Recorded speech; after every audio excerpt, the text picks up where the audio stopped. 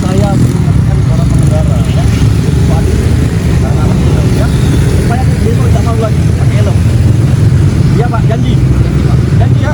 Saya lihat rata-rata anak sekolah belum punya SIM, nggak bisa Pak kereta, seharusnya harus menggunakan helm ya. Kamu pilih saya berhentikan, saya buat tilang, atau kamu pakai helm. Nah, kalau itu ikut pakai helm Pak. Kalau saya bilang tilang, pakai helm Pak, ya. Tapi saya lihat, setiap hari saya lihat nggak ada ambulan yang pakai helm. Bisa pakai helm ya?